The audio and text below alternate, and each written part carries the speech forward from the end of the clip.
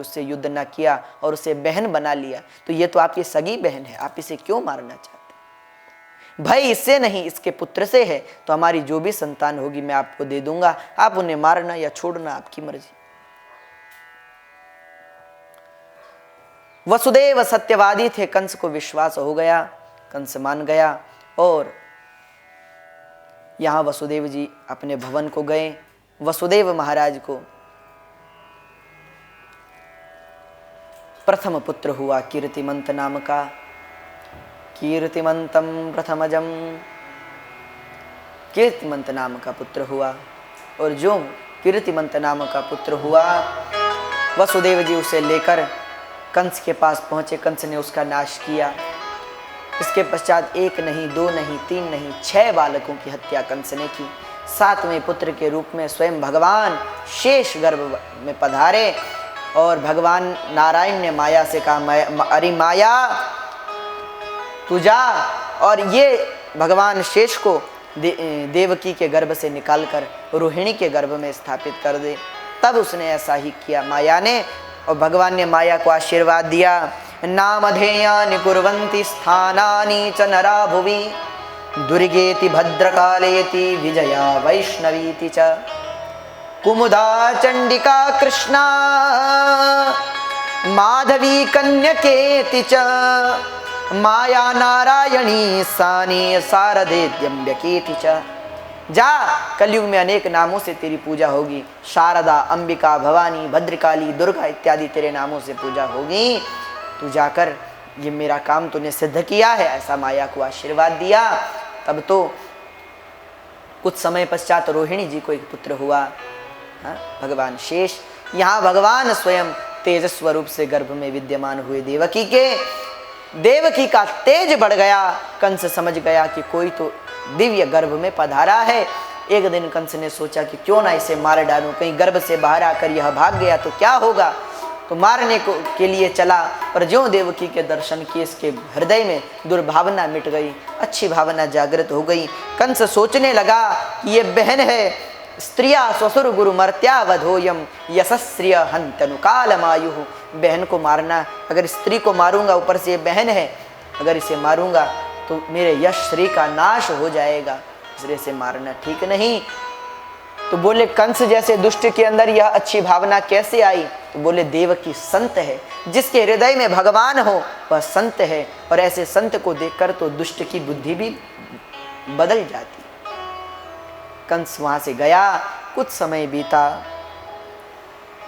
यहाँ भगवान की सेवा में बरखा ऋतु आई,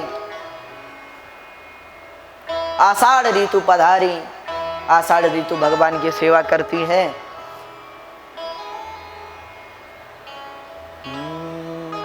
आषाढ़ डुजारम मेघमलारम बरी बहारम जलधारम दादूर डकारम मयूर पुकारम तड़ितादारम विस्तार नालही सभारम व्यास अपारम नंद कुमारम निरख्यारी कह राधे प्यारी मैं बलिहारी गोकुल का वो गिरधारी गोकुल का वो गिरधारी।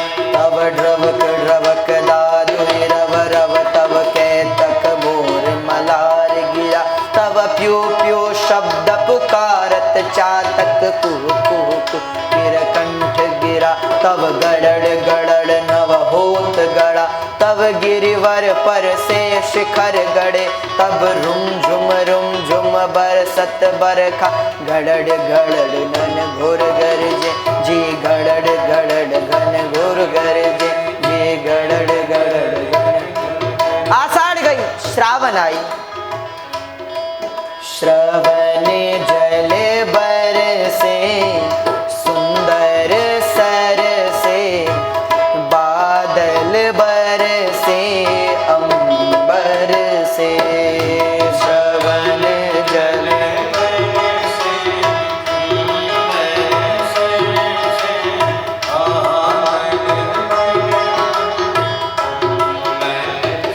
आषाढ़ गई, श्रावण आई है। जलधारा के द्वारा श्रावण भगवान की सेवा करने लगी।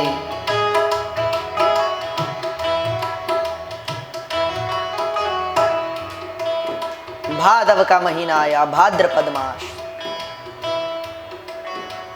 अष्टमी तिथि, कृष्ण पक्ष। इस सूर्य ने भारतवर्ष को धन्य कर दिया। सूर्योदय हुआ, रात्रि हुई, निशानाद हुए चंद्रमा, निशा छा गई। देवता भगवान की गर्भस्तुति करने लगे। देवता भगवान की गर्भस्तुति करते हैं। सत्यव्रतं सत्यपरं त्रिसत्यं सत्यस्य योनिं निहतं च सत्ये सत्यस्य सत्यमृतसत्यनेत्रं सत्यात्मकं त्वां शरणं प्रपन्ना सत्यात्मकं त्वां शरणं प्रपन्ना सत्यात्मकं त्वां शरणं प्रपन्ना। स्वागतं कृष्णा शरणागतं कृष्णा स्वागतं। स्वागत करते हुए भगवान का स्वागत करेंगे सभी लोग। राधे। स्वागतं सुस्वागतं शरणागतं कृष्णा स्वागतं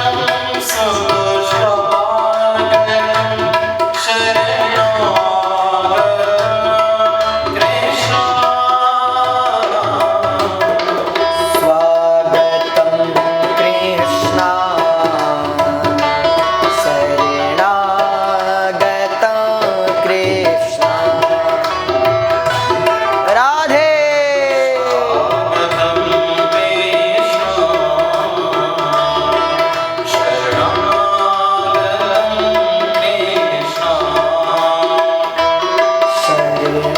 शरणागतं कृष्णा शरणागतं कृष्णा। देवता भगवान की गर्भस्तुति करने लगे। सब देवता यहाँ भगवान वसुदेव और देवकी के देखते ही देखते भगवान पिता रात्रि। भगवान यहाँ सुंदर रात्रि का समय है और वसुदेव जी के सन्मुख प्रकट होते हैं। भगवान अपि विश्वात्मा भक्तानां अभयंकर आविवेशांश भागेन मनः आनकदुन्दुभे। वसुदेव जी के सामने प्रकट हुए, देवकी के सामने प्रकट हुए। माँ देवकी को दर्शन दिया। वसुदेव जी से कहा, पिताजी आप हमें छोड़ आइए नंद भवन, वहाँ एक कन्या सो रही है, उसे उठाकर यहाँ ले आइएगा। वसुदेव जी ने कहा, मैं कैसे जाऊँ, मैं बेड़ियों से बंधा हूँ। भगवान ने कहा, कर्मण्येवाधिकारस्ते मा फलेषु कदाचन। तुम उठने का तो प्रयास करो, मैं सहायता करूंगा। वसुदेव जी ने जो उठने का प्रयास किया, बेड़ियां टूट गई, द्वारपाल सो गए। जो बड़े बड़े ताले कंस ने लगाए थे वो टूटकर धरती पर गिर गए। वसुदेव जी ने भगवान को सूप में पथराया और सूप में पथराकर शीश में बिठाया। चल पड़े वसुदेव जी। देवकी से कहा, तुम डरना नहीं, तुम स्मरण करते रहो, हम भी आते हैं। कृष्ण को लेकर चल पड़े। द्वारपाल सो गए, द्वार खुल गए हैं और भगवान वसुदेव जी ने यमुना पार की। यमुना भरने लगी उछालें। क्यों? बोले सागर स्वयं नदी तक आया। हमेशा नदियां सागर तक जाती हैं, आज सागर नदी के पास आया है, इसलिए यमुना उफाने भरने लगी। बादल धीमे धीमे बरखा बरसाने लगे, शेष छत्र करने लगे और भगवान को लेकर चले। वसुदेव जी ने कहा, हे यमुने थोड़ा तो लज्जा करो, मेरा छोटा सा पुत्र है, अगर इसे कुछ हो गया तो। हे यमुना शांत हो जाओ। पर यमुना जी शांत नहीं होती। आज चरणों का स्पर्श पाए बिना नहीं जाऊंगी। भगवान ने चरण का स्पर्श कराया, यमुना घटी, वसुदेव जी चल पड़े कन्हैया को लेकर और यहाँ नंद भवन में यशोदा जी के बगल में लिटा दिया। वहाँ जो कन्या सोई हुई थी उसे सूप में पथरा कर वापस लाए और जैसे ही वापस, ब्रह्म सिर पर था तो बंधन टूटे, माया सिर पर आई तो बंधन लगे, द्वार लगने लगे, वापस पहुँचे, हथकड़ियाँ लग गई, बेड़ियाँ बंध गई और द्वारपाल, जैसे ही कन्या रोने लगी सारे द्वारपाल खड़े हो गए, सब चिल्लाने लगे, महाराज महाराज आपका काल उत्पन्न हो गया है, आपका काल उत्पन्न हो गया है। तब तो इतना सुनते ही चारों ओर हाहाकार मच गया।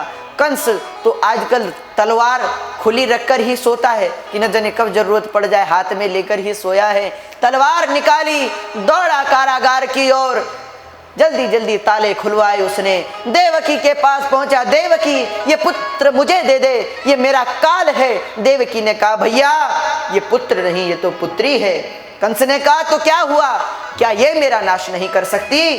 आकाशवाणी ने कहा है छीन ली कन्या, जैसे ही सोचा पटक दूंगा मर जाएगी, पटकना चाहा, कन्या आकाश में उड़ गई कंस के हाथ में लात मारकर और विराट रूप धारण कर कर अष्टभुजाधारी हो गई। ओम नमस्ते शारदा देवी। आज विराट रूप धारण किया मां ने, अष्टभुजाधारी हो गई कंस के सन्मुख। जैसे देवी भागवत में कहते हैं सृष्टौ या सर्ग रूपा जगत वन विधौ पालनीया च रौद्री संघारे चापि यस्या जगदिदमखिलं क्रीडनं या पराख्या पश्यन्ति मध्यमाथौ तदनु भगवती वैखरी वर्णरूपा सास्मद्वाचा प्रसन्नां विधि हरिगिरिशाराधिता लंकरोतु। प्रकट हुई मां भगवती। कंस से कहा है कंस किम मया हतया मंदः जात खलु तवांत कृत, तू मुझे क्या मारेगा, तुझे मारने वाला तो ब्रजमंडल में आ गया है। ये सुनकर वह अंतर ध्यान हो गए, कंस भयभीत हो गया। कंस भयभीत है, हम छोड़े कंस को, चलें गोकुल। गोकुल में यशोदा जी के निकट सोए हैं भगवान, सोच रहे सुबह हो गई, कोई उठाने नहीं आया, किसी को